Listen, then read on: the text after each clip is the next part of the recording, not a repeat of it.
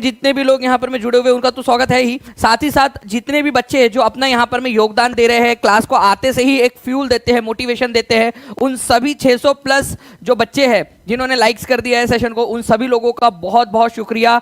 आप लोगों के जो है फ्यूल के कारण, आप लोगों के जो है यहाँ पर में कंट्रीब्यूशन के कारण ही ये लेक्चर जो है वो चल रहा है। लंदन में इंडिया हाउस के संस्थापक कौन थे ये बताना है फ्रेंड्स आप लोगों का। बीपीएससी के एग्जाम में पूछा गया प्रश्न है आप लोगों का, लंदन के अंदर में इंडिया हाउस की स्थापना किसने की थी, कब की थी, ठीक है, और इससे रिलेटेड कुछ चीजें हैं। अगर आप लोग चाहते हो कि इससे रिलेटेड मैं एक्स्ट्रा पॉइंट बताऊं आपको, तो मेरे को हाथ ऊपर करके जल्दी से बताइए, क्या चाहते हो इससे रिलेटेड एक्स्ट्रा पॉइंट भी बता दूं, ठीक है। देखिए फ्रेंड्स, अगर मैं बात करूं यहां पर में, तो यहां इंडिया हाउस की स्थापना 1905 के अंदर में किसने की थी? 1905 के अंदर में इसकी स्थापना श्याम जी कृष्ण वर्मा ने की थी। इसकी स्थापना ये याद रखना है आप सभी लोगों ने, किसने? श्याम जी कृष्ण वर्मा ने। आप लोग क्या ये बात जानते हो कि इंडिया हाउस बेसिकली एक छात्रावास था, एक हॉस्टल था, ठीक है, ये याद रखना है आप लोगों ने। एक हॉस्टल के रूप में इसको बनाया गया था, हॉस्टल जिसमें 25 छात्र रहते थे, ठीक है, 25 छात्र। बाद में इसकी कमान वीर सावरकर ने, ठीक है, विनायक दामोदर सावरकर जो है उन्होंने संभाल ली। 1907 के अंदर में जो है इंडिया हाउस के जो प्रमुख है वो कौन बन गए थे? वीडी सावरकर बन गए थे। इसी इंडिया हाउस में रहने वाला एक छात्र, इस हॉस्टल में रहने वाला एक छात्र जिसका नाम था मदन लाल ढींगरा, ठीक है, ये याद रखना आप सभी लोगों ने फ्रेंड्स कि मदन लाल ढींगरा जो थे, ठीक है,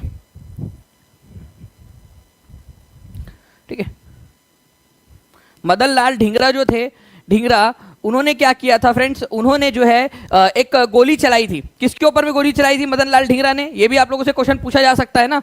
तो मदन लाल ढींगरा जो है उन्होंने गोली चलाई थी फ्रेंड्स करजन वाइली के ऊपर में, ये भी याद रख सकते हो आप लोग, करजन वाइली, ठीक है। तो 1909 के अंदर में, ठीक है,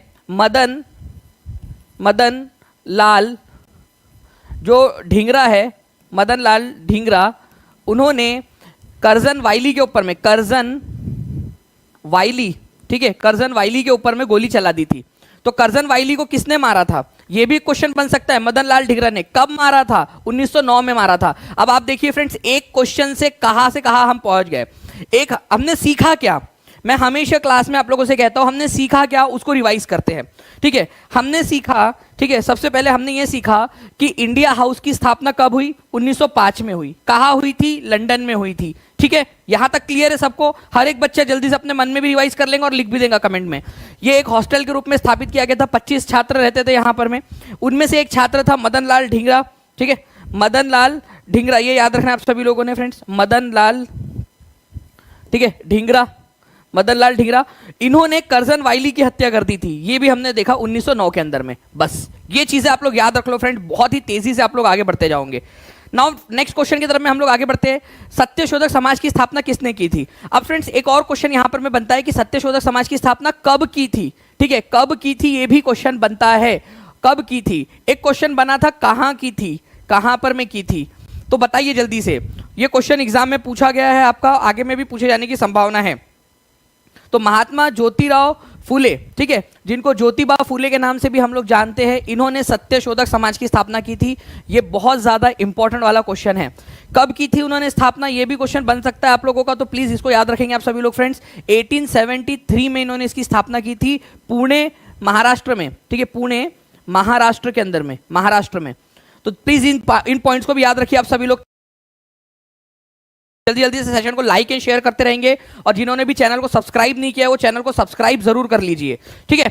चलिए नेक्स्ट क्वेश्चन की तरफ में हम लोग आगे बढ़ते हैं फ्रेंड्स। यहाँ पर में B is the correct answer, ये आप लोगों ने याद रखना है, ठीक है। ज्योतिबा फूले की एक बुक का नाम आप लोग जल्दी से बताएंगे मुझे, कौन सी बुक उन्होंने लिखी थी। बहुत ही फेमस, ठीक है, बुक है जो उन्होंने लिखी थी महात्मा ज्योतिबा फूले ने, बता सकता है कोई? तो महात्मा ज्योतिबा फूले की एक बहुत ही फेमस बुक है गुलामगिरी, ये याद रखेंगे आप सभी लोग, जिसको उन्होंने अमेरिका के अंदर में जो क्रांति हुई थी, गुलामों की क्रांति, उसको समर्पित कर दिया था। बेसिकली वो चाहते थे कि उससे प्रेरित होकर भारत के अंदर में भी जो नीचे वर्ग के लोग हैं वो आंदोलन करें। हिंद महासागर की प्रमुख जल धारा कौन सी है? ये बढ़िया क्वेश्चन है यार। मोजाम्बिक धारा, फ्लोरिडा धारा, लेब्राडोर धारा, कुरोशियो धारा। मेरे को एक एक बच्चा ये जो है ना चारों के चारों जल धाराएं बताएगा कि कौन कौन से इसके अंदर में। हर किसी से मेरे को चाहिए कि कौन सी जल धारा कौन से महासागर में, इसी से होती है पढ़ाई। ऐसे नहीं होता कि आंसर कर दिए और आगे बढ़ दिए, जब है बताने लायक तो करो ना, इसमें से कोई भी क्वेश्चन बन सकता है। बात एग्री करते हो कि नहीं करते हो आप लोग? जब यहाँ एग्जामिनर ने ऑप्शन डाला है मतलब एक ऑप्शन कुछ दूसरा लेकर भी क्वेश्चन बना सकता है। तो यहां पर मैं आप लोग देखिए फ्रेंड्स, अगर मैं बात करूं मोजाम्बिक जलधारा की आप लोगों की, तो मोजाम्बिक जलधारा आप लोगों को हिंद महासागर के अंदर में मिलेंगी, गर्म जलधारा है ये। फ्लोरिडा धारा जो है आप लोगों को अटलांटिक ओशन में मिलेंगी, अटलांटिक ओशियन के अंदर में। लेब्राडोर करंट जो है ये भी अटलांटिक में मिलेंगी आप लोगों को, अटलांटिक के अंदर में। कुरोशियो, ठीक है, कुरोशियो, ठीक है, ये जलधारा जो है फ्रेंड जापान के पास में है, प्रशांत महासागर में, पैसिफिक ओशन, प्रशांत महासागर लिख देता हूं आप लोगों के लिए, प्रशांत महासागर। ये क्वेश्चन जो है मैं एक बार फिर से डालूंगा आप लोगों के लिए। मैं चाहूंगा कि हर कोई बच्चा जो है कम से कम इन पॉइंट्स को तो मेरे को बताए ही बताए, ठीक है। आप लोगों को मैप के थ्रू दिखाने की कोशिश करता हूं मैं। सबसे पहले बड़ा मैप देखते हैं हम लोग यहाँ पर में आप देखिए फ्रेंड्स, ये है हिंद महासागर। पहली बात, हिंद महासागर कहाँ है? यहाँ पर में, ये समझ में आया, ये भारत है हमारा, ये है हिंद महासागर। हिंद महासागर में आपको दो इंपॉर्टेंट वाली करंट्स याद रखनी है। करंट का मतलब होता है जल धारा, पानी के बहने का प्रवाह। ये है आप लोगों का, ठीक है, ये है अगुलहास करंट। सुपर ट्रेट में पूछा था कि नहीं पूछा था? यूपी सुपर ट्रेट के अंदर में ये अगुलहास करंट, ठीक है, कई सारे और भी एग्जाम में आ चुका है। अगुलहास करंट हिंद महासागर में। ये देखिए मोजाम्बिक करंट है ये आप लोगों का, मोजाम्बिक नाम की जगह से जाता है, इसी वजह से मोजाम्बिक करंट। मोजाम्बिक जलधारा भी गर्म जलधारा है हिंद महासागर की। बात करते हैं हम लोग लेब्राडोर। देखिए लेब्राडोर अटलांटिक महासागर के अंदर में ठंडी जलधारा है, ठंडा पानी आता है, ठंडा पानी बहता है यहाँ पर में। ये कैनरी करंट ठंडी जलधारा है। फ्लोरिडा करंट जो है फ्रेंड्स, यहाँ इसमें नहीं दिख रहा आपको, बट मैं आपको बताना चाहूंगा, यहाँ पर में एक फ्लोरिडा नाम का राज्य है अमेरिका में, ठीक है। यहाँ पर में एक धारा बहती है जिसको फ्लोरिडा करंट कहते हैं, ठीक है। तो फ्लोरिडा करंट यहाँ पर में मिलेंगे आपको अटलांटिक महासागर में, ये भी गर्म जलधारा है। और वही अगर मैं बात करूँ आप लोगों से फ्रेंड्स, कुरोशियो और ओयाशियो की, ये भी बहुत फेमस है। एग्जाम क्लियर करना है ना,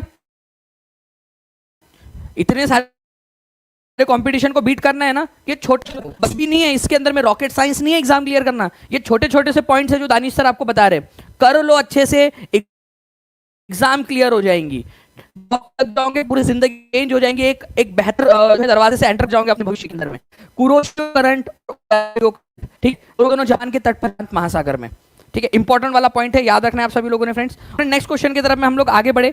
ये वाला मैं आपसे कभी भी पूछूंगा लास्ट में आप लोगों से, मैं ओयाशियो कहां पर मैं पूछूंगा, मैं खुला बता रहा हूं आप। अगुलहास करंट कहां पर में, मोजाम्बिक करंट कहां पर में, canary, Labrador, gulf stream, Florida, या आप लोगों से पूछने वाला हूं। और ब्राजील करंट कहां पर में, ये भी पूछ लूंगा आप लोगों से, ठीक है। आप लोगों से पूछूंगा मैं लास्ट में। नाउ फ्रेंड्स, अब देखिए यहां पर में शोभ मंडल के बारे में निम्नलिखित में से कौन सा कथन सत्य है? 68वीं बीपीएससी में पूछा गया प्रश्न, ठीक है, 12/2/2023, ठीक है, 12/2/2023 को पूछा गया प्रश्न आप लोगों का। अब देखिए इस प्रश्न के अंदर में शोभ मंडल का मतलब होता है हमारे एटमॉस्फेयर की सबसे पहली वाली लेयर, ठीक है, हमारे एटमॉस्फेयर की सबसे पहली लेयर, जिसको आप लोग ट्रोपोस्फियर के नाम से भी जानते हो, ट्रोपोस्फियर के नाम से भी आप लोग जानते हो, ठीक है, ट्रोपोस्फियर। अब ट्रोपोस्फियर के बारे में क्या है? इसकी औसत ऊंचाई 13 किलोमीटर है। यह वायुमंडल की सबसे ऊपरी परत है, सबसे ऊपर वाली। इस परत का तापमान ऊंचाई के साथ बढ़ता जाता है, ठीक है, ऊपर में से एक से अधिक, ऊपर में से कोई नहीं। अब इस क्वेश्चन का आंसर जो है ना फ्रेंड्स, बिल्कुल प्रूफ के साथ मैं आप लोगों को दूंगा, क्योंकि ये क्वेश्चन में बच्चे कंफ्यूज होते हैं अक्सर। यहां पर में आप लोगों से बोला है कि कौन सा वाला सत्य है, तो इसकी औसत ऊंचाई 13 किलोमीटर है, औसत ऊंचाई 13 किलोमीटर है, बिल्कुल सत्य है, ठीक है, साक्षात सत्य है ये, ठीक है। ये आप लोगों की सबसे पहली ऊपरी परत है क्या? नहीं, ये पहली परत है। अब अच्छा दूसरी बात, यहाँ पर में कई सारे बच्चे सर एवरेज ऊंचाई के ऊपर में सर 18 किलोमीटर है, सर 8 किलोमीटर, सर 10 किलोमीटर। अरे मेरे लाल, मेरे हरे, मेरे नीले, एनसीईआरटी से ज़्यादा जानते हो? ये एनसीईआरटी का स्क्रीनशॉट लीजिए, एनसीईआरटी का स्क्रीनशॉट लो और देख लो जूम कर करके, ठीक है। नैनो को और ज़्यादा जो है यहाँ पर में अपने आप सुख दे सकते हो, एनसीईआरटी का प्रूफ देखकर लो और ज़्यादा फोकस कर देते। ये देखिए बैकग्राउंड में देखिए आप, एनसीईआरटी का स्क्रीनशॉट लिया है आप लोगों के लिए, ठीक है, एनसीईआरटी का स्क्रीनशॉट लिया है, डायरेक्टली एनसीईआरटी का स्क्रीनशॉट लिया है। इसमें क्या बोला है, ठीक है, ट्रोपोस्फियर के बारे में, लोअर मोस्ट है, ये सबसे निचली परत है। और यहाँ क्या कह रहा है तुम्हारा चचा का लड़का? ये कह रहा है कि वायुमंडल की सबसे ऊपरी परत है। ऐसे कैसे भाई? अरे सबसे निचली परत है ये, सबसे ऊपरी परत नहीं है, सबसे निचली परत है। ठीक है, ये याद रखना है आपने। देखिए आसिफ कमाल को यहाँ पर मैं अभी से जो है यहाँ पर मैं कहीं कहीं 15 किलोमीटर दे रखा है सर, इसी वजह से मेरे को पता था प्रूफ चाहिए, तो प्रूफ चाहिए, तो प्रूफ आपको यहाँ पर मैं मिल गया। The average height is 13 kilometre. NCERT में दिया है, बीपीएससी ने एनसीईआरटी का उठाया हुआ क्वेश्चन है, देखिए यहाँ पर मैं एनसीईआरटी से उठाया है। औसत ऊंचाई 13 किलोमीटर है, ये सही है। सबसे ऊपरी परत नहीं, सबसे निचली परत है, तो गलत है ये। इस परत का तापमान ऊंचाई के साथ बढ़ता जाता है, गलत। इस परत का जैसे जैसे ऊपर जाओगे आप लोग, तापमान नीचे गिरता जाएगा, टेम्परेचर गिरता जाएगा, ये याद रखना है आप लोगों ने। जितना ऊंचाई पे जाओगे उतना टेम्परेचर नीचे आता जाता है, ठीक है, तो ये भी आप लोगों का गलत है। तो answer is option number A, ठीक है, ए इज द करेक्ट आंसर, पहला वाला। अब देखिए यहां पर मैं एक चीज याद रखना, एवरेज ऊंचाई जो है इसकी 13 किलोमीटर है, लेकिन ये अगर मैं बात करूं यहां पर मैं पोल्स के पास में जो हमारे ध्रुव होते हैं, ठीक है, यहां पर में उसकी ऊंचाई 8 किलोमीटर होती है, 8 किलोमीटर लगभग। और इक्वेटर के पास में इसकी जो ऊंचाई है वो 18 किलोमीटर होती है। इसी वजह से एवरेज ऊंचाई 13 किलोमीटर बोला है, इसी वजह से एवरेज ऊंचाई जो है इसने 13 किलोमीटर बोला है, ठीक है, ओके। चलिए चौबे जी, वो जो है ना जो रिक्वेस्ट है वो प्रोसेसिंग के अंदर में, तो वो आपका हो जाएगा, don't worry, okay. Now friends आगे बढ़ते हैं हम लोग यहाँ पर में, लेकिन उससे पहले मैं आप लोगों को बता दूं, बहुत बहुत शुक्रिया, जो एफर्ट्स हम लोग लेते हैं उसका आप लोग जो है बढ़िया से प्रतिसाद दे रहे हो, ठीक है। यहाँ पर मैं देखिए अमरदीप कुमार जी का कमेंट आया था 2 हफ्ते पहले, I must say your way of teaching is very good and thank you very much for comedy part which is, मतलब बहुत अच्छा लगता है उनको। लेकिन उनको एक चीज़ और अच्छी लगती है, second best thing is I like, ठीक है, is with proof showing from cut out of NCERT book, ठीक है। तो ये चीज़ आप लोगों को अच्छी लगती है फ्रेंड्स, आप लोग इसको प्रतिसाद दे रहे हो, आप लोगों को ये पसंद आ रहा है, ये चीज़ जानकर मुझे बहुत खुशी हुई है कि हमारी मेहनत जो है आपको पसंद आ रही है, कि भाई आप लोगों को ये चीज़ अच्छी लगती है कि सर कॉन्फिडेंस बढ़ जाता है जब ये इस तरीके से देखते हैं तो। और मैं आपको बता दूं फ्रेंड्स कि जहाँ जहाँ प्रूफ नहीं भी दिखा रहे हैं ना, वो भी चीज़ एनसीईआरटी से वेरीफाइड है, पूरा का पूरा रिसर्च करके, एक एक चीज़ को रिसर्च करके आप लोगों को सारी चीज़ें बताई जाती है यहाँ पर में। इसी वजह से टीचिंग परीक्षा मतलब सिलेक्शन की गारंटी है, ओके। चलिए आगे बढ़ते हैं हम लोग फ्रेंड्स। अब देखिए एक साइंस का क्वेश्चन आप लोगों के लिए, ये आप लोगों का साइंस का क्वेश्चन मैंने लिया है एनसीईआरटी की, ठीक है, आप लोगों की बुक से, साइंस की बुक से। अब ध्यान से समझना, जिस बच्चे ने इस क्वेश्चन का आंसर कर डाला मतलब उसको इस पर्टिकुलर पॉइंट के बारे में पता है। चलिए thank you very much friends आप लोगों के प्यारे प्यारे से कमेंट्स के लिए। देखिए ये क्वेश्चन भी है अगर आप लोगों का,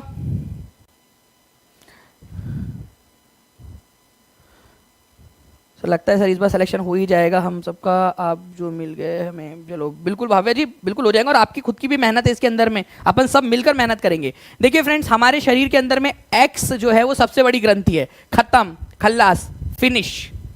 सबसे बड़ी ग्रंथि कौन सी है, सबसे बड़ा ग्लैंड कौन सा है हमारे शरीर के अंदर में, ये आप लोगों को पता होना चाहिए। सबसे बड़ा ग्लैंड है लीवर, ठीक है, पहली बात तो पैंक्रियाज नहीं है, पैंक्रियाज नहीं है, ठीक है, अमाशय या अग्नाशय नहीं है आप लोगों का। सबसे बड़ा जो ग्रंथि है वो है लीवर, मतलब सबसे बड़ी ग्लैंड, जिसमें ग्लैंड मतलब होता है आप लोगों का एक ऐसा ऑर्गन जो आपका कोई ना कोई हार्मोन्स रिलीज करता है या जो है कोई ना कोई जूस रिलीज करता है आपके बॉडी के फंक्शनिंग के लिए।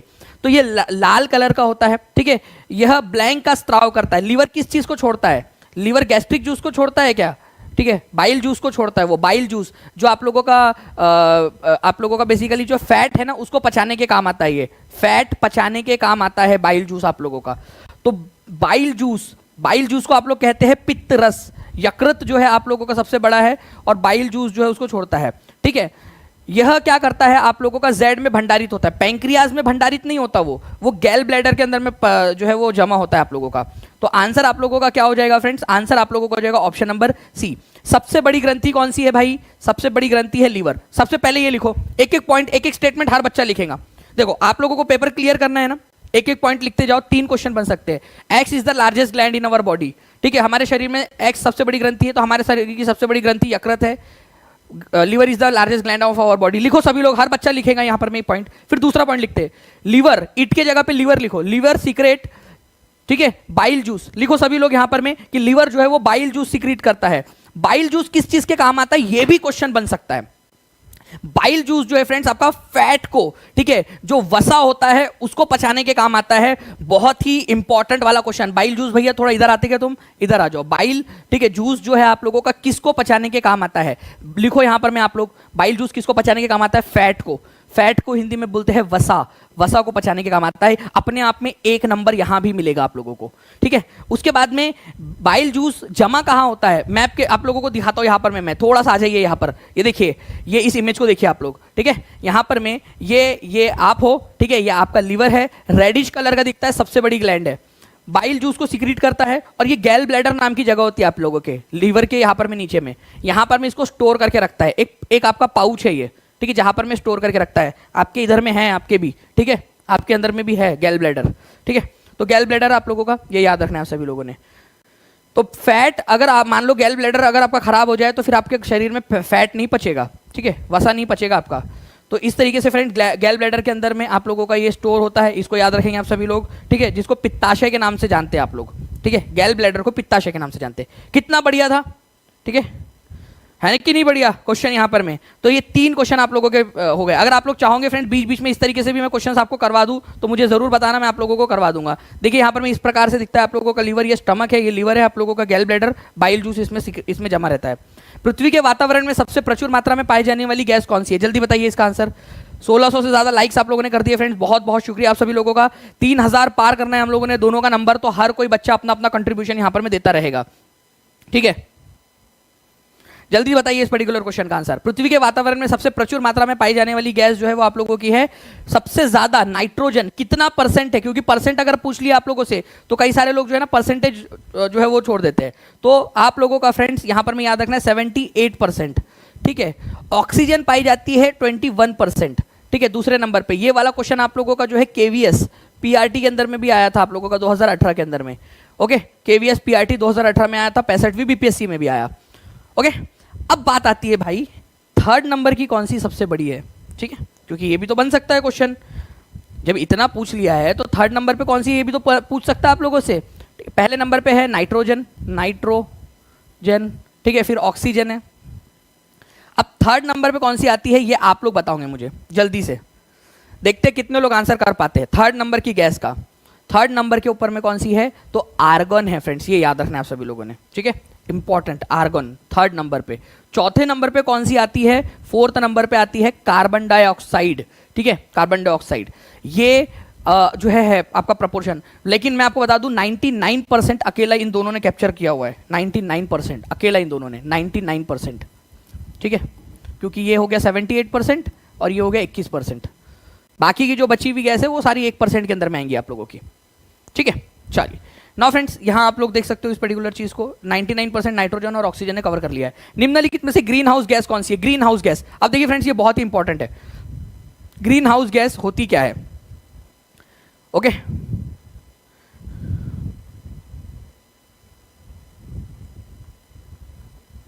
Green house gas green house effect पैदा करती है फ्रेंड्स, बट ये ग्रीन हाउस इफेक्ट क्या होता है ये भी आप लोग समझने की कोशिश कीजिए, ठीक है। मैं आप लोगों को बताता हूं कि ग्रीन हाउस इफेक्ट होता क्या है।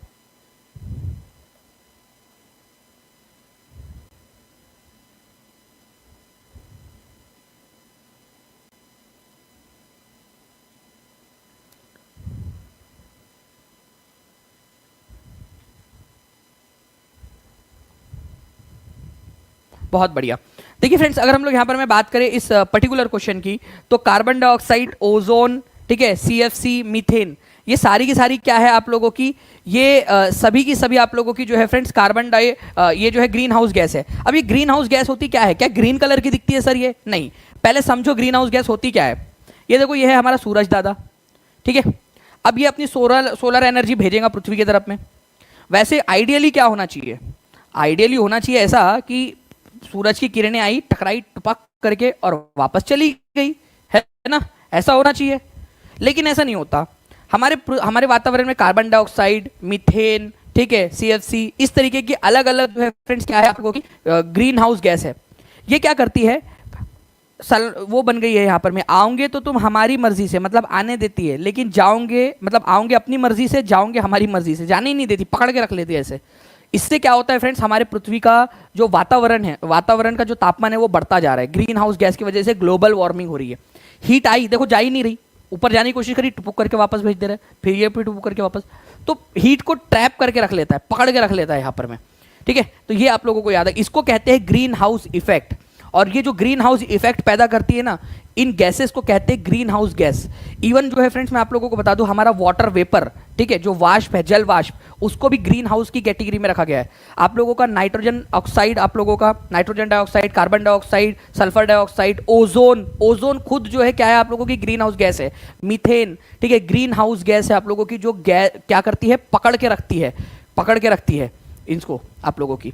तो यहाँ पर में देखिए आप लोग, मीथेन है, ठीक है, नाइट्रस ऑक्साइड है आप लोगों का, कार्बन डाइऑक्साइड है आपका, ओजोन है, क्लोरोफ्लोरोकार्बन है, कार्बन मोनोऑक्साइड है, सल्फर डाइऑक्साइड, ये सब आपकी ग्रीन हाउस गैसेस की कैटेगरी के अंदर में आती है, जो पृथ्वी पर तापमान जो है ना उसको बढ़ाती है, मतलब उसकी वजह से तापमान बढ़ रहा है, ये याद रखेंगे आप सभी लोग, ठीक है। चलिए, बाकी जो है फ्रेंड नेक्स्ट क्वेश्चन की तरफ में हम लोग आगे बढ़ते हैं, और भी बहुत सारे पॉइंट्स हैं जिनको हमको देखना है। तो इस क्वेश्चन का आंसर क्या हो जाएगा, carbon dioxide, ozone, CFC, methane, ये सारी की सारी ग्रीन हाउस गैस है। ग्रीन हाउस गैस की वजह से क्या हो रहा है, पृथ्वी ठंडी हो रही है या गर्म हो रही है, बता सकते हो आप लोग। ग्रीन हाउस गैस की वजह से पृथ्वी ठंडी हो रही है या गर्म हो रही है, जल्दी बताइए सभी के सभी लोग।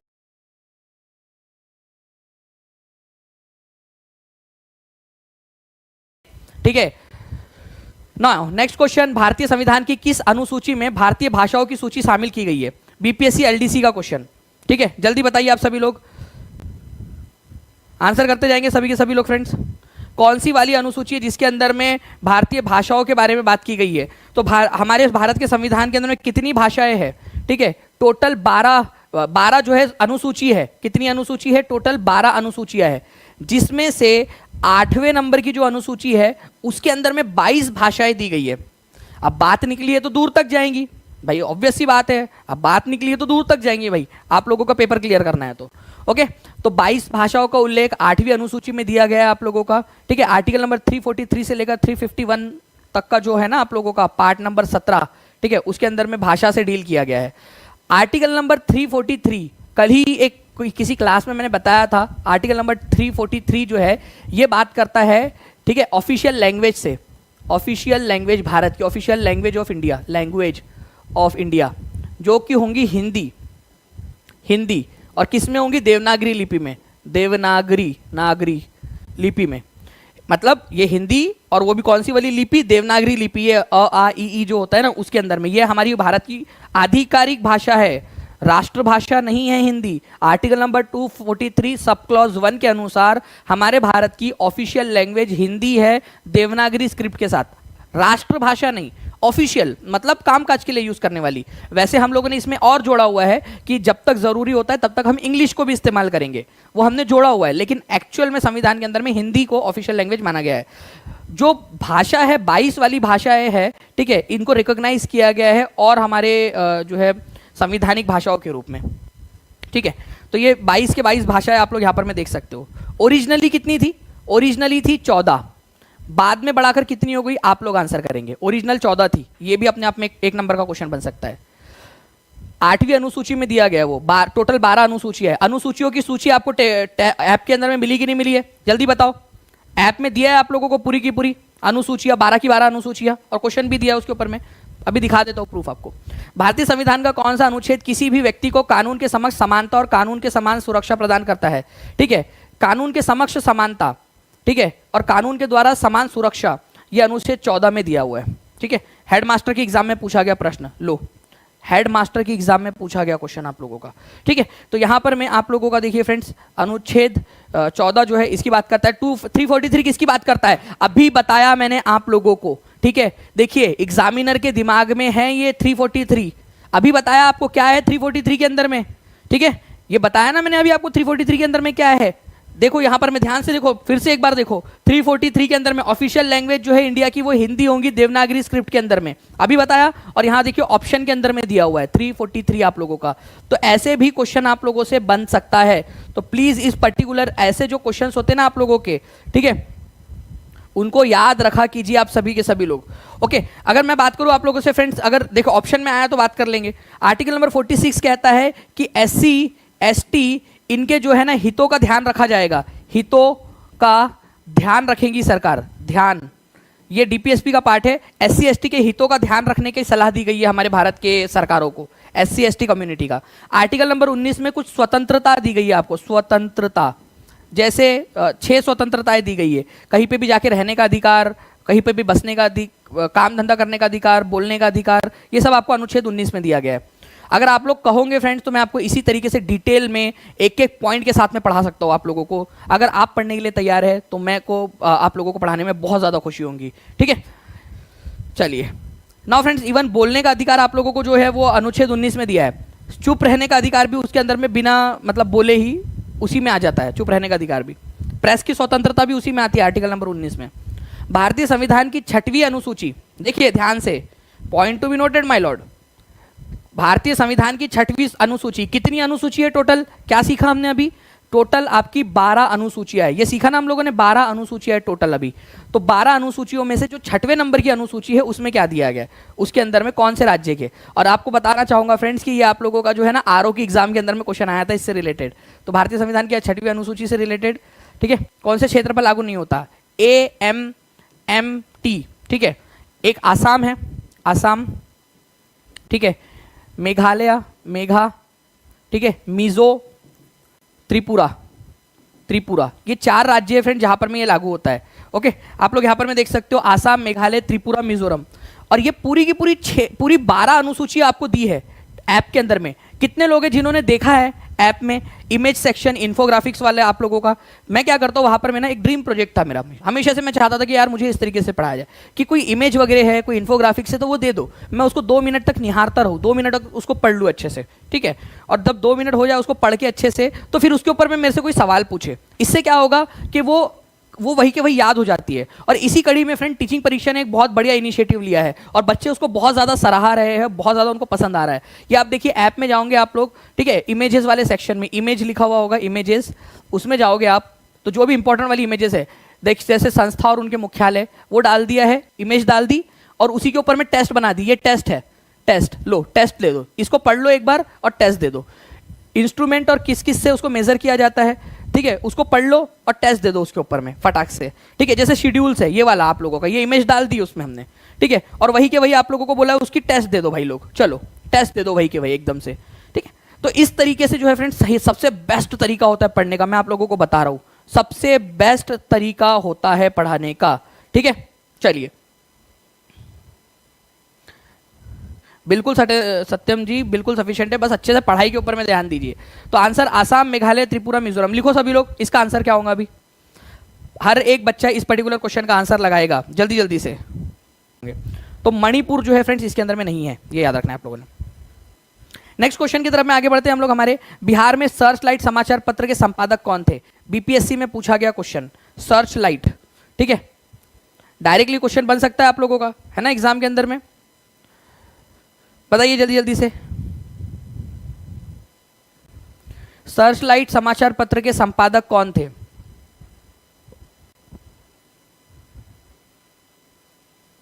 ये सबसे लंबे समय तक जो है ना फ्रेंड्स संपादक रहे हैं, सबसे लंबे समय तक सर्च लाइट के।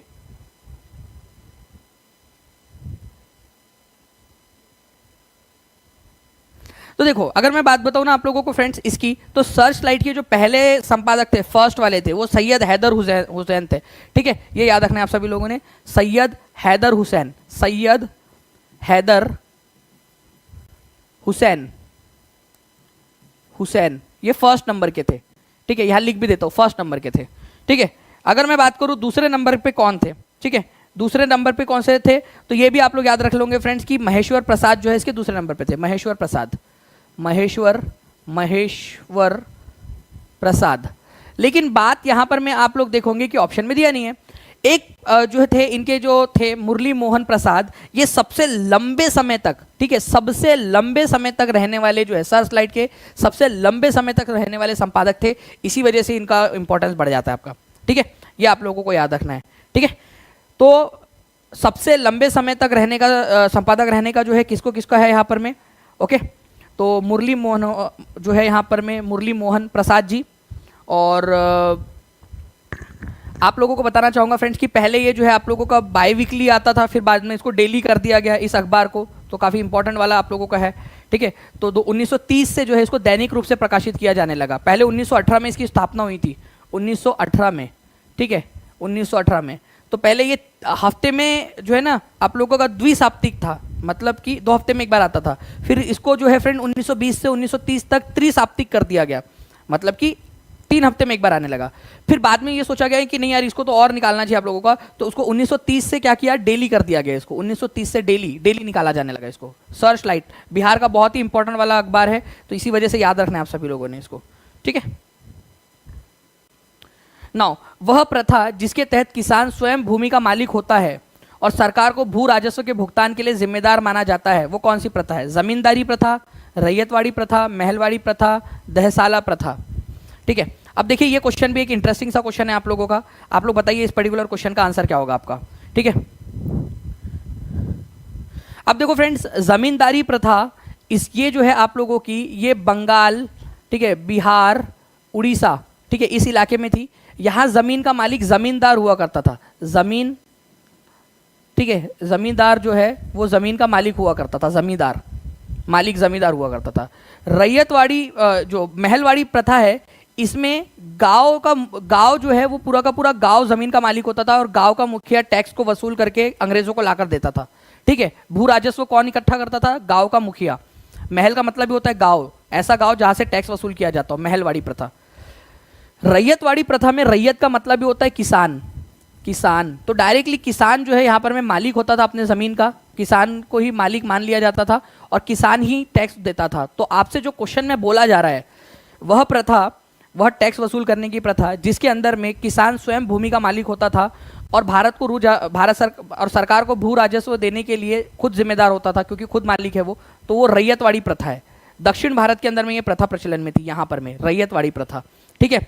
बंगाल, बिहार, उड़ीसा के अंदर में यहाँ पर में थे जमींदारी प्रथा, जिसको परमानेंट सेटलमेंट भी कहते थे आप लोग, ठीक है। और महलवाड़ी प्रथा जो है, महलवाड़ी यहाँ पर में थी आपकी उत्तर पश्चिमी भारत के अंदर में, ठीक है। तो दक्षिण भारत के अंदर में रैयतवाड़ी प्रथा थी। दहासाला सिस्टम तो अकबर के समय का है। अकबर और जो टोडरमल थे उन्होंने इसको ईजाद किया था, दहासाला सिस्टम। तो अकबर के समय में रेवेन्यू जो था, रेवेन्यू वसूल करने की जो प्रथा थी उसको दहासाला सिस्टम कहा जाता था। अकबर के रेवेन्यू मिनिस्टर, ठीक है, टोडरमल ने उसको शुरू किया था। चलिए, ठीक है, चलिए। तो 1820 में जो है फ्रेंड्स मद्रास के जो सर थॉमस मुनरो थे उन्होंने इस प्रणाली को पूरे के पूरे मद्रास प्रांत में लागू कर दिया था। लेकिन इसको सबसे पहले ट्राई किसने किया था? अलेक्जेंडर रीड ने। कहाँ पर में ट्राई किया था? ये टीपू सुल्तान के इलाके को जीता था, वहाँ ट्राई किया था, फिर पूरे मद्रास पर इसको लागू कर दिया थॉमस मुनरो ने। देखो, अगर पूछा जाए कि रैयतवाड़ी प्रणाली को सबसे पहले ट्राई किसने किया था, किसने सबसे पहले इसको इजाद किया था? अलेक्जेंडर रीड ने। पूरे मद्रास पर किसने लागू किया था? दक्षिण भारत में थॉमस मुनरो ने, ठीक है। तो ये 2 पॉइंट आप लोगों के और बन गए। अगर पंचायत का विघटन हो जाता है, मान लो कि पंचायत जो है चुनाव हुआ और थोड़े समय बाद पंचायत खत्म हो गई, पंचायत ने इस्तीफा दे दिया, तो चुनाव कितने दिनों के अंदर में करवा लिए जाने चाहिए? Very very very important point, और बहुत सारे एग्जाम में आता है क्वेश्चन ये, ठीक है। तो पंचायत का अगर विघटन हो जाता है तो पंचायत का चुनाव 6 महीने के अंदर में करवाना कंपलसरी है, 6 महीने के अंदर। ये काफ़ी सारे एग्जाम्स के अंदर में पूछा गया प्रश्न है फ्रेंड्स कि भाई कितने दिनों के अंदर अंदर में जो है वो करवा लेना कंपलसरी है आप लोगों का। तो 6 महीने के अंदर अंदर में जो है करवा लेना कंपलसरी है, और 6 महीने के अंदर में अगर नहीं करवा पाते हैं तो फिर उसका कारण जो है वो बताना पड़ता है चुनाव आयोग को कि क्यों नहीं करवा पा रहे हैं वो लोग चुनाव, ठीक है। चलिए, तो 6 महीने के अंदर अंदर करवा लेना कंपलसरी है। नेक्स्ट क्वेश्चन, चंबल नदी पर राणा प्रताप सागर झील परियोजना किस राज्य में स्थित है? देखो, पहली बात तो राणा प्रताप सागर कौन से नदी पर स्थित है, 1 नंबर का क्वेश्चन बन गया। लो, ये लिखो आप लोग, राणा प्रताप सागर कौन से नदी पर स्थित है, 1 नंबर का क्वेश्चन बन गया। उसके बाद में आप लोगों से पूछा जा रहा है कि भाई बताइए कि कौन से राज्य में स्थित है, तो ये राजस्थान में है। राणा प्रताप सागर राजस्थान राज्य के अंदर में स्थित है। आंसर आप लोगों का ऑप्शन नंबर बी हो जाएगा फ्रेंड्स। 66वीं बीपीएससी में पूछा गया प्रश्न, एक्चुअल प्रश्न आप लोगों का जो एग्जाम में आया है, तो प्लीज इस तरह के क्वेश्चंस को आप लोग याद रखिए, ठीक है। नाउ फ्रेंड्स, आप लोग देख सकते हो ये है राणा प्रताप सागर आप लोगों का, ठीक है। इवन जवाहर सागर डैम, ये सब आपके राजस्थान के अंदर में है, ठीक है। उसके अलावा एक चीज़ है आप लोगों की, Salal hydro electric power project, Salal. तो इसको याद रखना, मैं हमेशा बताता हूँ सलल के बारे में, क्योंकि सलल जो डैम है आपका, इसका उल्लेख आपको एनसीईआरटी में भी मिलेगा, ठीक है। चेनाब नदी के ऊपर में बना है सलल, चेनाब नदी के ऊपर में, ठीक है। चलिए, भारतीय राष्ट्रीय कांग्रेस की प्रथम महिला अध्यक्ष कौन थी? भारतीय राष्ट्रीय कांग्रेस की प्रथम महिला अध्यक्ष कौन थी? Who was the first women president of Indian national Congress? बताओ, देखते कितने लोग इसका आंसर कर पाते हैं। सलल वाला जरूर लिखना, सालल हाइड्रो इलेक्ट्रिक पावर प्रोजेक्ट बहुत फेमस है और एनसीईआरटी 8वीं कक्षा की पुस्तक में दिया हुआ है एनसीईआरटी के।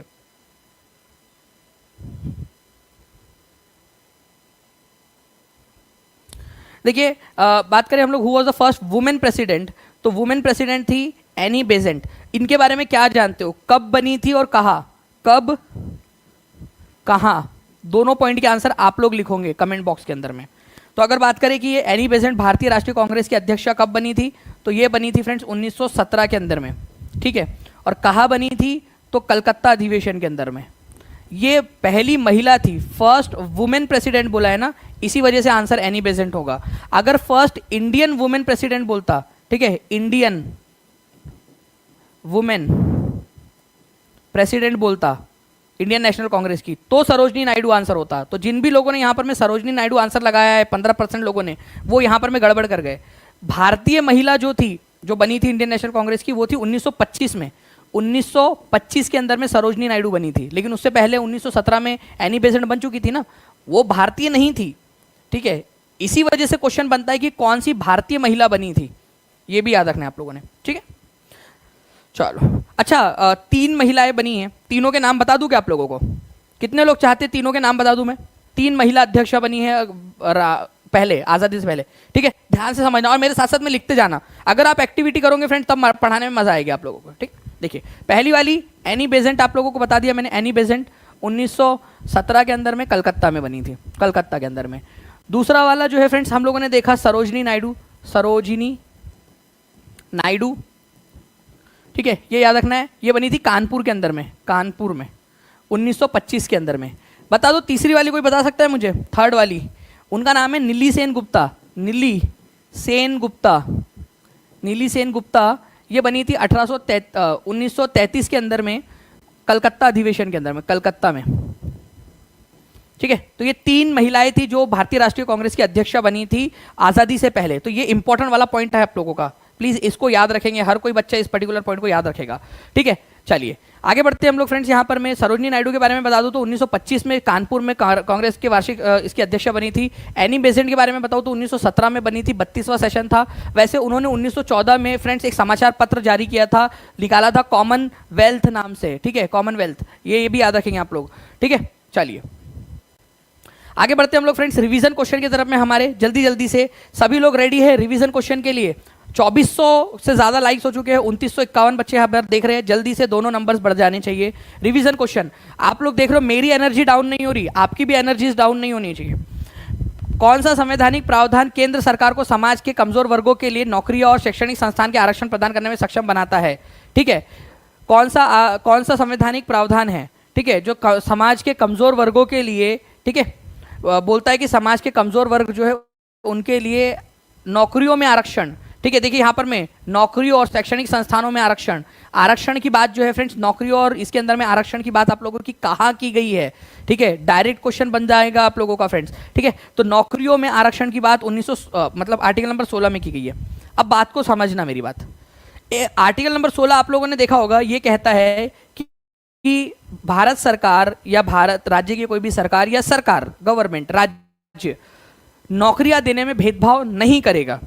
बट उसी आर्टिकल के सब क्लॉज में ये लिखा है कि अगर सरकार को ये लगता है कि कोई जो है वो कमजोर वर्ग है समाज का, तो उसको मुख्य धारा में लाने के लिए आरक्षण दिया जा सकता है। तो आर्टिकल नंबर 16 में 2 बातें लिखी गई है। एक तो ये है कि भेदभाव नहीं करेंगे, सबको समान अवसर देंगे।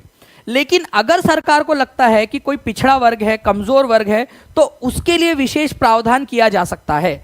तो ये दोनों ही बातें आर्टिकल नंबर 16 में लिखी है। ये बच्चे मिस कर जाते हैं, मैंने अक्सर देखा है कि ये बच्चे मिस कर जाते हैं। उनको लगता है यार वो तो समानता की बात की गई है, तो फिर आरक्षण की बात कैसे आएंगी? तो भाई आरक्षण भी समानता के लिए ही लाया गया है कि समानता जो है ना बेसिकली लाई जा सके, जो पिछड़े लोग हैं उन लोगों को मुख्य धारा में लाया जा सके। तो नौकरियों और शैक्षणिक संस्थानों में आरक्षण के लिए आर्टिकल नंबर 16 में ही बात की गई है, सब क्लॉज में, ठीक है। तो Patna high court assistant official paper का क्वेश्चन है फ्रेंड्स आप लोगों का ये, ठीक है। नेक्स्ट क्वेश्चन की तरफ में आगे बढ़ते हैं। आपके भारतीय संविधान का निम्नलिखित में से कौन सा अनुच्छेद किसी भी सरकारी कार्यालय में रोजगार में भेदभाव पर रोक लगाता है? अब देखो भेदभाव के ऊपर में लोग लगा, ठीक है, यहां पर में एक आई थिंक शायद से ये हो गया एरर लिखते समय।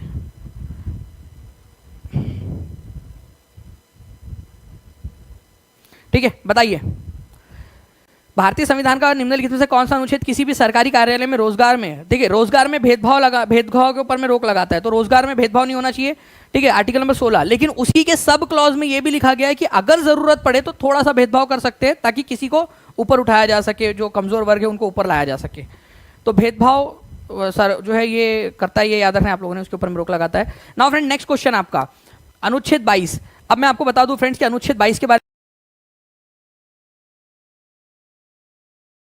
बता दूं, अनुच्छेद 22 के अंदर में संविधान का अनुच्छेद 22 क्या सुनिश्चित करता है? अनुच्छेद 22 जो है फ्रेंड्स ये सुनिश्चित करता है आप लोगों का कि जब आपको अरेस्ट कर लिया जाए, ठीक है, या कस्टडी में रखा जाए, तब आपके साथ में इल ट्रीटमेंट ना हो, आपके साथ में मारपीट ना हो, ठीक है, आपके साथ में जो है खराब व्यवहार ना किया जाए। तो आपको गिरफ्तारी के दौरान खराब व्यवहार से बचाता है आर्टिकल नंबर 22। ठीक है, इसके अलावा आपको वकील रखने का भी अधिकार देता है आर्टिकल नंबर 22। तो अरेस्ट के दौरान या कस्टडी के दौरान, गिरफ्तारी और हिरासत के दौरान दुर्व्यवहार से बचने का या दुर्व्यवहार न करने देने का अधिकार आप लोगों को देता है ये। कॉन्स्टिट्यूशनल रेमेडी, कोर्ट जाने का अधिकार आपके पास में आर्टिकल नंबर 32 में है। शोषण के विरुद्ध अधिकार 2 आर्टिकल से 23 और 24। ठीक है, right to education article number 21A है आपका। ठीक है, बाकी आर्टिकल नंबर 22 जो है फ्रेंड्स ये याद रखना है आपको, लॉयर द्वारा डिफेंड करने का अधिकार देता है। और आर्टिकल नंबर 39A ये सरकार पर जिम्मेदारी डालता है कि अगर कोई गरीब है या किसी भी वजह से वकील नहीं कर पा रहा है या कोई और भी कारण है, तो सरकार की जिम्मेदारी है कि उसको क्या करे, वकील उपलब्ध करा के दे, सरकार की जिम्मेदारी है। ठीक है, मतलब यहाँ पर में स्टेट लिखा गया है, प्राइवेट एंटिटी नहीं है, स्टेट है कि स्टेट की, क्योंकि आपने वोट स्टेट को दिया है ना, स्टेट। भारतीय संविधान का अनुच्छेद 51 किससे संबंधित है? पुलिस एसआई के अंदर में पूछा गया क्वेश्चन फ्रेंड्स 2021 में। ठीक है, सिटीजनशिप से रिलेटेड है, फंडामेंटल राइट, डीपीएसपी या fundamental duty. Article number 51A जो है ये पार्ट नंबर 4A का एक भाग है, 4A का। इन दोनों को मतलब 4A में एक ही आर्टिकल है 51A, इसको जोड़ा गया था 42nd कॉन्स्टिट्यूशनल अमेंडमेंट एक्ट 1976 के जरिए। इसको लिया गया है आप लोगों का, मैं आपको बता दूं, यूएसएसआर, रशिया से। तो फंडामेंटल ड्यूटीज, ठीक है, अगर आपको अधिकार मिल रहे हैं, अगर आप कुछ ले रहे हो तो आपको जो है फ्रेंड्स, ठीक है, देना भी होता है। ऐसा नहीं कि मीठा मीठा गप गप कड़वा कड़वा थू थू, ठीक है, कुछ मिल रहा है तो हमेशा जब अधिकार मिलते हैं तो उसके साथ में आपकी कुछ जिम्मेदारियां भी आती है, कुछ कर्तव्य भी आते हैं। लेकिन हमारे देश के अंदर में देखिए फ्रेंड्स, यहाँ पर मैं एक चीज़ देखिए, फंडामेंटल राइट्स के लिए तो आप कोर्ट जा सकते हो, फंडामेंटल राइट्स नहीं मिल रहे, लेकिन आपके कर्तव्य के लिए कोर्ट नहीं जाया जा सकता अगर आपने कर्तव्य नहीं निभाए तो अपने। तो हमारे भारत के अंदर में मौलिक कर्तव्यों के लिए कोर्ट नहीं जाया जा सकता कि भाई अगर अपना कोई कर्तव्य नहीं निभा रहा है तो, लेकिन मौलिक अधिकार के लिए वो कोर्ट जा सकता है, मौलिक अधिकार नहीं मिल रहे तो ये न्यायालय द्वारा प्रवर्तनीय है, जस्टिशिएबल बाय कोर्ट है ये मौलिक अधिकार। लेकिन मौलिक कर्तव्य आपके ऊपर में मतलब दिए गए हैं, लेकिन उसको कोर्ट के द्वारा, कोर्ट में जाकर आप उसको नहीं कर सकते कि कोर्ट में अगर कोई नहीं कर रहा है तो कोर्ट लेकर जाया जाए उसको। इसी वजह से जो है काफ़ी सारे लोग अपनी जिम्मेदारियां नहीं निभाते देश के प्रति। बुद्ध ने अपना पहला उपदेश कहाँ दिया था, जिसे कानून का पहिया बदलने के रूप से जाना जाता है? ठीक है, turning of the wheel of the law, कानून का पहिया बदलने वाला, या फिर आप लोग इसको धर्म, ठीक है, यहाँ पर मैं याद रखना है आप लोगों ने कि गौतम बुद्ध ने जब अपना पहला प्रवचन दिया, ठीक है, तो धर्म चक्र प्रवर्तन उसको बोला जाता है, धर्म चक्र प्रवर्तन। ठीक है, धर्म चक्र प्रवर्तन, इसको इतना बड़ा कहा जाता है, धर्म चक्र प्रवर्तन। तो ये उन्होंने कब दिया था? देखिए आप लोगों का आर्मी के पेपर के अंदर में पूछा गया प्रश्न है, और ये दिया था उन्होंने सारनाथ में। सारनाथ को किन किन नामों से जाना जाता है, जल्दी जल्दी से बताइए आप सभी लोग, देखते कितने लोग इसका आंसर कर पाते हैं। जल्दी जल्दी से लाइक एंड शेयर करते रहेंगे सभी लोग। तो देखिए अगर मैं बात करूं आप लोगों से सारनाथ, तो सारनाथ को जो है मृगदेही के नाम से भी जानते हैं आप लोग, मृगदेही के नाम से जानते हैं। ठीक है, ईसी पत्तन, और साथ ही साथ इसको ऋषि पत्तन के नाम से भी जाना जाता है, ऋषि पत्तन। सारनाथ कहाँ पर है? तो सारनाथ है आप लोगों का उत्तर प्रदेश के अंदर में, वाराणसी के पास में। नेक्स्ट क्वेश्चन की तरफ में हम लोग आगे बढ़ते हैं। हमारे धर्मचक्र प्रवर्तन इसको कहा जाता है, ये याद रखना है आप सभी लोगों ने। नाउ फ्रेंड्स, हरियंक राजवंश की स्थापना किसने की थी? हरियंक राजवंश, एसएससी जीडी का पेपर है और एनसीईआरटी बेस्ड है। हरियंक राजवंश की स्थापना, हरियंक राजवंश जो है फ्रेंड्स मगध महाजनपद का पहला राजवंश है, मगध। आप लोगों ने राजवंश जो मेरी जो है एक एनिमेटेड वीडियो सीरीज है ऐप पर उपलब्ध है, वो आपने देखी होंगी, ठीक है। तो मगध के ऊपर में 3 राजवंशों ने शासन किया, एक है हरियंक, हरियंक, ठीक है, दूसरा है यहाँ पर में शिशुनाग, शिशुनाग, ठीक है, फिर आप लोगों का है नंद, नंद। तो ये हरियंक वंश जो है ये मगध का पहला राजवंश है और इसकी स्थापना बिंबिसार ने की थी, ठीक है, बिंबिसार, बिंबिसार पहला राजा था मगध महाजनपद का और हरियंक राजवंश का। तो answer is option number C, please इसको याद रखेंगे आप लोग। ग्रेट विक्टोरियन डेजर्ट कहाँ पर में, इंपॉर्टेंट, कल ही आपको याद करवाया है मैंने, यूके ट्रिपल एससी के अंदर में पूछा गया क्वेश्चन, ठीक है, अमीन मतलब पटवारी के अंदर में एग्जाम में पूछा गया क्वेश्चन है, जल्दी बताइए इसका आंसर क्या होगा आप लोगों का, बताते जाएंगे आप सभी लोग जल्दी जल्दी से इस क्वेश्चन का आंसर। तो देखिए अगर मैं ग्रेट विक्टोरियन डेजर्ट की बात करूं तो ये आपको मिलेगा ऑस्ट्रेलिया के अंदर में, Simpson desert, Gibson desert Australia के अंदर में ही है आपके। यहाँ पर में आप देखिए ग्रेट विक्टोरियन डेजर्ट, ठीक है, यहाँ पर में बहुत फेमस क्वेश्चन है, ग्रेट विक्टोरियन डेजर्ट कहाँ पर में, ऑस्ट्रेलिया में, ठीक है, जिप्सन डेजर्ट, ठीक है, आपका यहाँ पर में। इसके अलावा जो है फ्रेंड सिम्पसन डेजर्ट आपका ये भी आपको मिलेगा। वही ग्रेट डिवाइडिंग रेंज बहुत फेमस है, ग्रेट डिवाइडिंग रेंज ऑस्ट्रेलिया के अंदर में। बार बार रिवाइज इसलिए करवा रहा हूँ फ्रेंड्स क्योंकि ये क्वेश्चन बार बार पूछते हैं एग्जाम के अंदर में आप लोगों से, ठीक है। पश्चिमी घाट और पूर्वी घाट का मिलन बिंदु क्या है, एसएससी एमटीएस और केएसपी पुलिस के अंदर में पूछा गया क्वेश्चन, ठीक है। तो पश्चिमी घाट, पश्चिमी और पूर्वी घाट का मिलन जो है नीलगिरी के अंदर में होता है, ये आप लोगों को बार बार बताया है, याद रखना है आप लोगों ने। नीलगिरी पर्वत में यहाँ पर में पश्चिमी घाट और पूर्वी घाट का मिलन, कौन चीजें हैं जो मैं आप लोगों से पूछने वाला हूँ, तो आप लोग जल्दी जल्दी से उन क्वेश्चंस के आंसर करिए। मैंने आपसे कहा था कि मैं लास्ट में आप लोगों से पूछूंगा, है ना, कुछ क्वेश्चंस है जो मैं आपसे पूछूंगा। तो आप लोग मुझे बताइए कि आपका जो है लैब्राडोर करंट कहाँ से बहती है, लैब्राडोर करंट कौन से महासागर के अंदर में, ओशियन का नाम बताइए आप लोग, ठीक है। उसके बाद में आप लोग मुझे बताओगे फ्रेंड्स कि मोज़ैम्बिक करंट कहाँ से बहती है, मोज़ैम्बिक करंट, ठीक है। और अगुल हास भी बताई दो यार, वो भी बहुत इंपॉर्टेंट है। अगुल हास करंट कहाँ से जाती है, अगुल हास करंट कौन से महासागर से जाती है, जल्दी जल्दी से कमेंट कर देंगे आप सभी लोग ताकि याद हो जाए आप सभी लोगों को ये सारी की सारी चीज़ें, ठीक है। उसके अलावा आपको बताना है कि लार्जेस्ट ग्लैंड हमारी जो है सबसे बड़ी, हमारे मतलब शरीर की सबसे बड़ी ग्रंथि कौन सी है, शरीर की सबसे बड़ी ग्रंथि कौन सी है, बड़ी, ठीक है, ग्रंथि कौन सी है ये आपको बताना है, ठीक है। सबसे बड़ी ग्रंथि लाल कलर की दिखती है, वो बाइल जूस सिक्रीट करती है, वो भी बता देता हूँ मैं आपको। बाइल जूस वही ग्रंथि सिक्रीट करती है। बाइल जूस किस चीज़ को पचाने के काम आता है, बताइए कमेंट करके, स्टार्टिंग में आपको बताया मैंने, ठीक है, ओके। बाइल जूस जो है वो किसको पचाने के काम आता है, ये भी क्वेश्चन बन सकता है आप सभी लोगों से, तो इसको भी याद रखिए आप सभी लोग, ओके। अनुसूची, हमारे टोटल अनुसूचियां कितनी हैं, अभी आपको दिखाया ना थोड़ी देर पहले मैंने कि कितनी अनुसूचियां है, तो टोटल अनुसूचियां कितने शेड्यूल्स है, शेड्यूल मतलब लिस्ट होती है, तो कितनी अनुसूचियां हमारे भारत के संविधान के अंदर में डाली गई है ये आप लोग बताएंगे मुझे कमेंट करके, ओके। बाकी जो है फ्रेंड्स हम लोग मिलते हैं हमारे नेक्स्ट लेक्चर के अंदर में, ठीक है, इसी तरीके से। तब तक के लिए थैंक यू वेरी मच। अगर कोई भी जानकारी चाहिए आप लोग तो 7611101101 या 9697888844 इस नंबर पे कॉल या व्हाट्सएप करके जानकारी आप लोग ले सकते हो फ्रेंड्स, या फिर टीचिंग परीक्षा का एप्लीकेशन जरूर डाउनलोड कर लीजिए, ऐप डाउनलोड कर लीजिए आप लोग, यहाँ पर में भी आप लोगों को बहुत सारी जानकारी मिल जाएगी, ठीक है। तो टीचिंग परीक्षा एप्लीकेशन डाउनलोड करने के लिए गूगल प्ले स्टोर पे जाना है, वहाँ से आप लोग सिंपली इसको डाउनलोड कर सकते हो, ओके। चलो बाकी और कोई भी चाहिए आप लोगों को फ्रेंड्स, ठीक है, बिहार का विभाजन वाला जो है प्रवीण जी मैं वापस से एक क्वेश्चन ले लूँगा, वैसे मैं कम से कम 4 से 5 बार बता चुका हूँ वो क्वेश्चन, फिर भी अगर आप कह रहे हो तो मैं एक बार कल मैं वापस से क्वेश्चन लेकर आपको एक्सप्लेन कर दूंगा, डोंट वरी, ठीक है। और भी कोई जानकारी चाहिए, कुछ भी आप पढ़ना चाहते हो तो मुझे कमेंट करके जरूर बताइएगा। चलो थैंक यू वेरी मच।